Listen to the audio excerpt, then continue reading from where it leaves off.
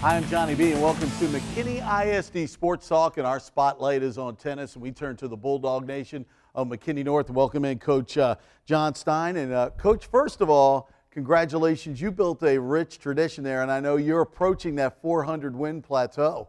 Yeah, Johnny, thanks for having me. We are. I've been there. It's my 14th year there. We opened the school with back in 2001, and just a great group of kids I've had. Going on those 14 years that have just constantly, bought into my system, bought into the way I want things done, and it's paid off. And yeah, we're approaching 400 wins, and you look back and you go, wow, I've been here a long time. When you look at McKinney and McKinney Boyd, they were very young teams. You have a very experienced team. In fact, you were in the top 5 rankings most of the year. Did you expect good things out of this pretty much veteran team, or did you have to change some things?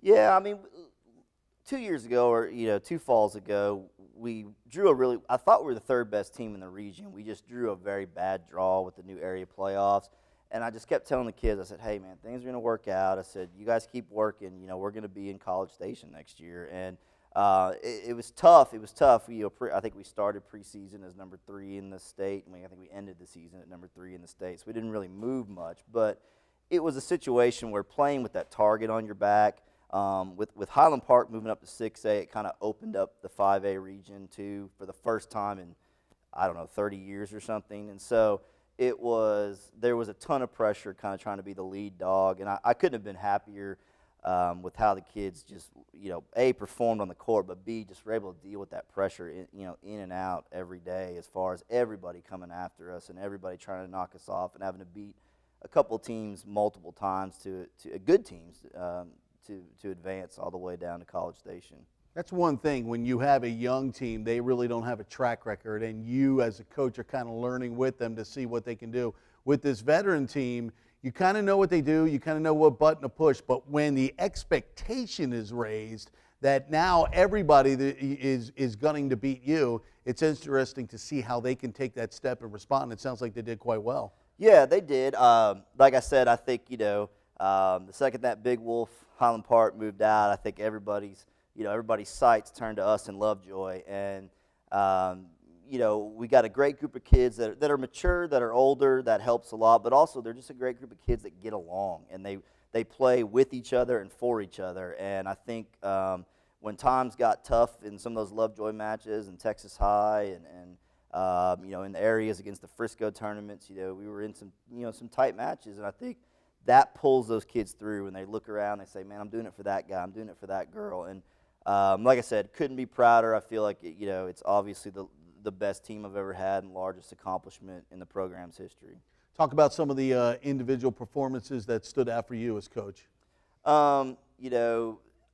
Our guys team, just 1 through 6, Jordan Brewer, Pablo Trevino, Santi Gonzalez, Rodrigo Matis, Nick Parker, Aaron Mead, and then the emergence of Saketh Paltura as a freshman, just unbelievable domination of our region on the guys' side.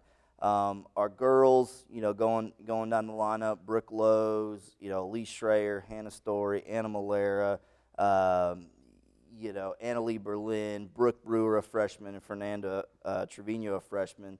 Really, it was kind of when those 2 girls came in, Brooke and Fernanda, I knew at that point we were the team to beat, and we just had to keep everybody calm and focused. But I couldn't thank them enough for the things they've done and what they do every day for us, and how hard they've worked from their freshman year up to now, and even before their freshman year for a lot of them. It would be a mistake not to mention Brooke Lowe's personally, as she, has had her second ankle surgery, and she played most of the fall season on a really bum ankle and a painful ankle, and we needed Brooke, and she was there, and she pulled through for us, and just helped do an amazing job. And like I said, I can't say the word College Station enough. Not a big Aggie fan, but going down there was a heck of a good time.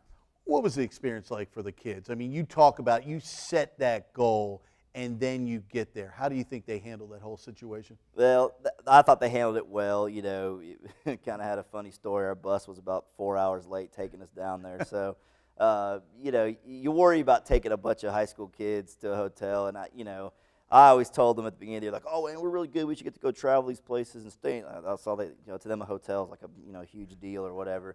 And, I'm like, hey, I know where we can stay in a hotel in College Station, And so it was kind of a running joke with us all year that's where we would stay in a hotel. And so,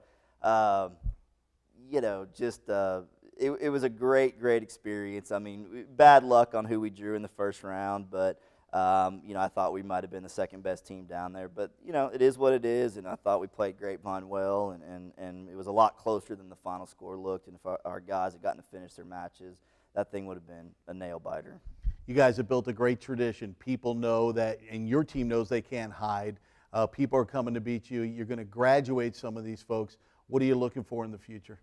We are. There's no way to replace, the number of seniors that we're going to lose this year, and the quality of kids those guys and girls are, and the type of players they are. We took this freshman class of girls, or this senior class of girls, when they were freshmen, and we basically just threw them to the wolves and said, grow up. There's going to be a chance. Highland Park's out. We're going to have the guys team. All right, learn how to battle at this level. And just the toughness that our girls team showed this year was amazing.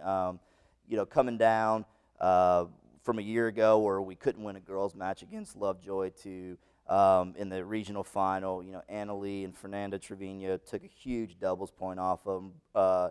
Anna Malera played great at line 6 singles. Brooke Brewer played great at line 5. Elise Schreier and Brooke did awesome in doubles. It was just too much. I think before Lovejoy was maybe just a step ahead of us on that side, and it gave us trouble. But I think our depth equalized it, and it was a situation where just tough girls. Girls that, like I said, that they know I love them, but I can't say enough good things about them. They knew that if they could pick up 2 or 3 matches on Lovejoy, we were going all the way.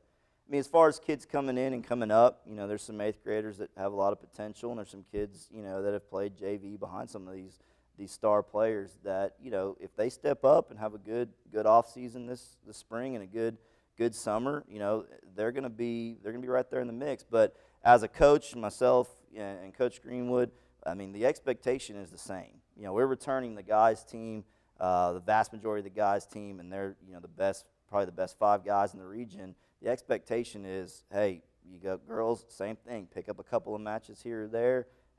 We're going to be back. If that happens, we'll be back down there. 14 seasons and nearly 400 victories, a great tradition at North. Thanks so much, Coach Stein. All right, thanks for having me. That is McKinney ISD Sports Talk. I'm Johnny B. We'll see you next time.